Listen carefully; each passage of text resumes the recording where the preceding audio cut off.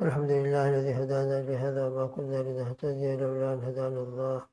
الحمد لله الذي تواضع كل شيء لعظمته. الحمد لله الذي ذل كل شيء لعزته. الحمد لله الذي خضع كل شيء لملكه. ونشهد أن لا إله إلا الله وحده لا شريك له، إلها واحدا أحدا صمدا، لم يتخذ صاحبة ولا ولدا، ولم يكن له كفوا أحد. ونشهد أن سيدنا وشفيعنا وحبيبنا وسندنا ومولانا محمد عبده ورسوله، صلوات الله وسلامه على سيد الأولين والآخرين، خاتم الأنبياء والمرسلين، قائد الغر المحجلين، سيدنا محمد وعلى آله وأصحابه وأزواجه وأتباعه أجمعين، وبارك وسلم تسليما كثيرا كثيرا كثيرا. أما بعد، درشق اللهم صل على محمد وعلى آل محمد كما صليت على إبراهيم وعلى آل إبراهيم إنك حميد مجيد. اللهم بارك على محمد وعلى آل محمد كما باركت على إبراهيم وعلى آل إبراهيم إنك حميد مجيد. اللهم صل على سيدنا محمد أفضل صلواتك وأشرف صلواتك بعدد معلوماتك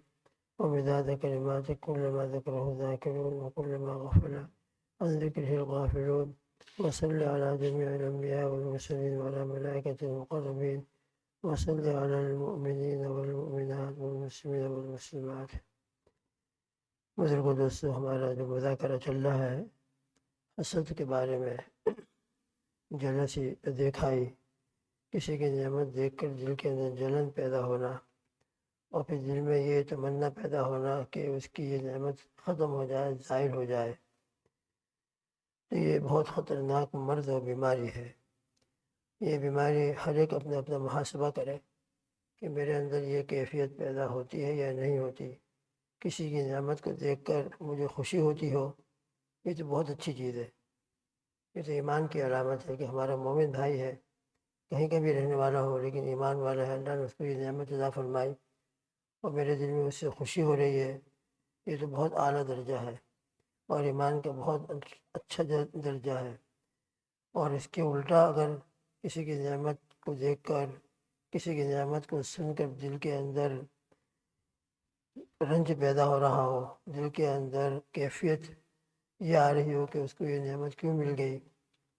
یہ نعمت ختم ہو جائے معاذ اللہ ثم معاذ اللہ، اور پھر اس کے دل میں جو بات پیدا ہوئی ہے، حسد اور جلسی پیدا ہوئی، اس کے مقتضا پر عمل کرنا شروع کر دے۔ مقتضا پر عمل کرنے کا کیا مطلب؟ دل میں یہ پیدا ہوئی کہ اس کا یہ حال جو نعمت کے بارے میں ختم ہو جائے۔ اب اس کی نعمت کو ختم کرنے کے لیے، اس کی نعمت کے زائل ہو جانے کے لیے اس نے کچھ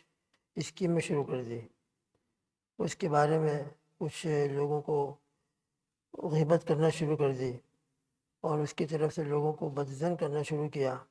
اس کا بزنس بہت اچھا چل رہا ہے تو اس کے بزنس کے بارے میں کہ اس کے مال اچھا ہے، وہ ہے وہ ہے، جو بھی ہو، بہرحال اس قسم کی باتیں اگر شروع کر دی، جو حسد کا مقتضا تھا اس کے اوپر عمل کرنا شروع کر دیا، یہ تو بہت ہی خطرناک ہے، بہت زیادہ اس کے اوپر جو وعید ہے، اور حقیقت میں جو وعید آئی ہے کہ نیکی حسد نیکیوں کو کھا جاتا ہے، جس طریقے سے آگ لکڑی کو کھا جاتی ہے، دل میں حسد پیدا ہوا، اور حسد پیدا ہونے کے بعد باقاعدہ اس کے خلاف اسکیم شروع کر دی، پلاننگ شروع کر دی، اور اس سلسلے کے اندر جو کر سکتا تھا کرنا شروع کر دیا۔ یہ تو بہت ہی خطرناک چیز ہے، بہت ہی خطرناک۔ دنیا کے اندر بھی انتہائی اس کے اوپر سخت حالات آنے کا اندیشہ ہے، جیسے کل ذکر کیا گیا تھا کہ حسد کے نتیجے کے اندر دنیا میں بھی حاسد کو کبھی چین نہیں ملتا، اور وہ کبھی سکون سے نہیں بیٹھتا، بلکہ یہی ادھر ادھر کرتا رہے گا اور بے چین ہوتا رہے گا۔ تو جب دل کے اندر یہ کیفیت پیدا ہو تو یہ تو بہت بالکل دل کا کینسر ہے، اور جو ہماری نیکیوں کو برباد اور آخرت کو برباد کرنے والا ہے۔ انسان کو فوراً اس کے علاج کی طرف اور اس کے ختم ہونے کی طرف متوجہ ہونا ضروری ہے۔ اگر اس کی طرف متوجہ نہیں ہوا اور نفس و شیطان کے تقاضوں پر چلتا رہا تو پھر تو نہ معلوم یہ نفس و شیطان اس کو کہاں لے جا کر ڈال دیں گے، اور نہ معلوم کس جگہ اس کا انجام ہوگا، کچھ ٹھکانہ نہیں۔ اس لیے نفس کی مخالفت کرنا شروع کرے، اپنی آخرت کو سامنے رکھے، موت کو یاد کرے۔ موت کے بعد تو سب چیزیں ختم ہو جانے والی ہی ہے، لیکن ابھی سے موت کو یاد کرے کہ اگر اس حالت میں میری موت آ گئی کہ میرے دل کے اندر فلاں کی طرف سے یہ حسد کا مادہ چل رہا ہے اور میں اس کے خلاف یہ کر رہا ہوں، یہ کر رہا ہوں، یہ کر رہا ہوں، اگر اس حالت کے اندر میری موت آ جائے تو موت کے بعد میرا کیا ہوگا؟ تو دوست بزرگوں، یہ دنیا کی چند روزہ زندگی ہے۔ اس زندگی کے اندر اگر ہم اس قسم کی پھوٹ پھاٹ کے اندر مبتلا رہے اور اس قسم کی بیماریوں کے اندر مبتلا رہے تو یہ پھر ہمارے لیے بہت خطرناک نشانی ہے اور بہت خطرناک علامت ہے۔ لہٰذا موت کو یاد کریں۔ ایک علاج اس کا علماء نے یہ بھی لکھا ہے کہ دل کے اندر اس قسم کی اگر یہ حسد کا مادہ پیدا ہو رہا ہے اور حسد کے تقاضوں پر عمل بھی کر رہا ہے اور اسکیم بنانا بھی شروع کر دی، اگر حقیقت میں اس کو اپنی موت کی فکر ہے تو موت کو یاد کرنا شروع کرے کہ اس حالت میں اگر موت آئے گی تو میرا کیا ہوگا، کیا انجام ہوگا۔ لہذا موت کو یاد کرنے کی برکت سے بھی انسان بہت سے گناہوں سے بچ جاتا ہے۔ کفیٰ بالموت واعظا، آتا ہے کہ انسان کی نصیحت کے لیے، عبرت حاصل کرنے کے لیے موت کا یاد کرنا اور مراقبہ موت کو اختیار کرنا بھی انسان کو بہت سے گناہوں سے بچا لیتا ہے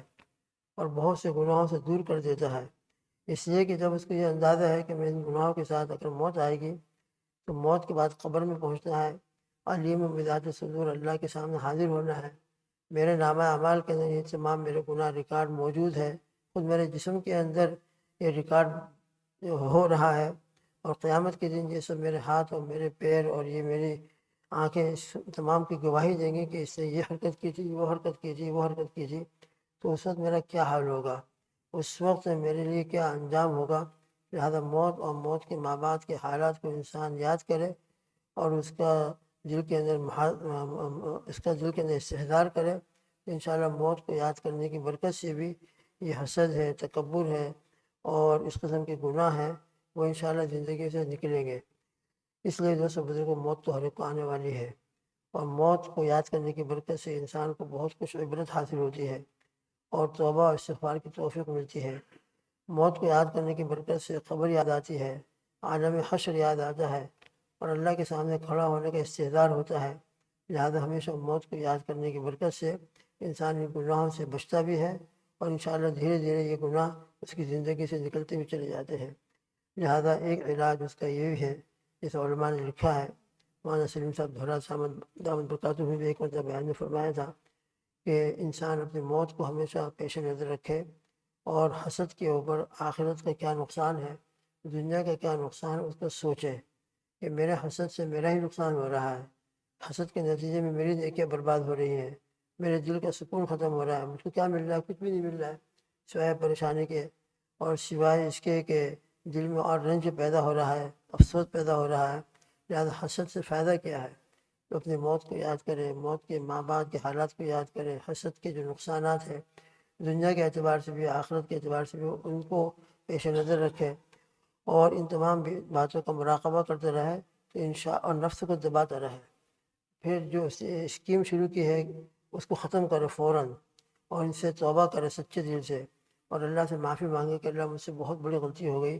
میں نے فلاں شخص کے بارے میں یہ کہہ دیا وہ کہہ دیا، بلکہ آگے بڑھ کر جس پر حسد آ رہا ہے اس کے پاس جائے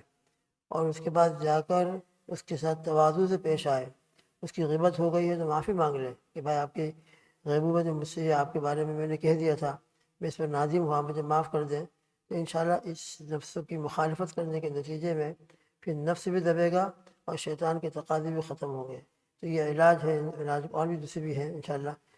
ان علاج کو ہم اختیار کریں گے تو ان علاج کو اختیار کرنے کے نتیجے میں نفس جو ہے پامال ہوگا، نفس دبے گا، نفس کے تقاضے دبیں گے اور نفس کے تقاضوں کو جب تک ہم نہیں دبائیں گے یہ حسد اور دوسری بیماریوں سے جو دل کی بیماریاں ہیں انسان نجات نہیں پا سکتا۔ یہ سب نفس کے تقاضے ہوتے ہیں، نفس امارہ اسی کے تقاضے ہوتے ہیں، نفس امارہ ہمیشہ برائیوں کی طرف لے کر چلتا ہے۔ اللہ پاک میری بھی اور آپ کی بھی سب کی حفاظت فرمائے۔ اور مرحوم جن کے ابھی انتقال کے اعلان ہوا ہیرا بھائی، ان کے والد مرحوم اچھے نیک آدمی تھے، صالح آدمی تھے اور بزرگوں سے تعلق بھی تھا، اللہ ان کی زندگی کے تمام اعمال صالحہ کو قبول فرمائے۔ موت تو سب کو ہی آنے والی ہے، اللہ تعالیٰ مرحوم کی مغفرت فرمائے اور ہماری بھی مغفرت فرمائے۔ اور ہماری بھی جب موت کا وقت آ جائے تو اپنے فضل سے، اپنی رحمت سے ہماری زبان پر کلمہ طیبہ لا الہ الا اللہ جاری فرمائے، اور رب ذوالجلال ہم کو اچھی جگہ، اچھی حالت میں، ایمان کے ساتھ، پاکی اور طہارت کی حالت میں اللہ موت عطا فرمائے۔ اور مدینہ پاک کی موت اللہ عطا فرمائے تو ضرور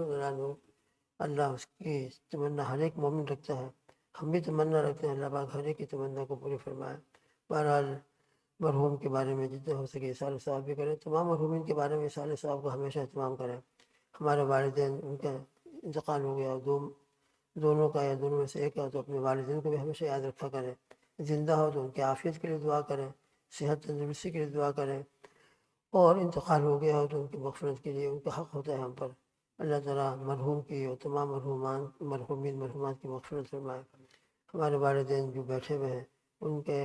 والدین کا، دونوں کا یا ایک کا انتقال ہو گیا ہو، ان کی قبر کے اوپر رحمتوں کی بارش نازل فرمائے۔ ہمارے تمام اساتذہ، مشائخ اور پورا سلسلہ، اور ہمارے مسجد کے جتنے نمازی آج تک جتنے انتقال ہو گئے، تمام مرحومین مرحومات، پوری امت کے مرحومین مرحومات کو اللہ معاف فرمائے۔ سیدنا آدم علیہ السلام سے لے کر آج تک جتنے ایمان والے گزرے ہیں، اللہ سب کی مغفرت فرما دے، اور ہماری بھی مغفرت فرما دے۔ اللہم آمین۔ سبحان اللہ بحمدہ، سبحانک اللہم وبحمدک، ونشہد ان لا الہ الا انت، نستغفرک ونتوب الیک۔ وصلی اللہ تعالی علی خیر خلقہ محمد وعلی آلہ واصحابہ وازواجہ واتباعہ اجمعین، وبارک وسلم تسلیما کثیرا کثیرا کثیرا۔ آمین اللہم آمین۔ سبحان ربک رب العزۃ عما یصفون، وسلام علی المرسلین، والحمد للہ رب العالمین، برحمتک یا ارحم الراحمین۔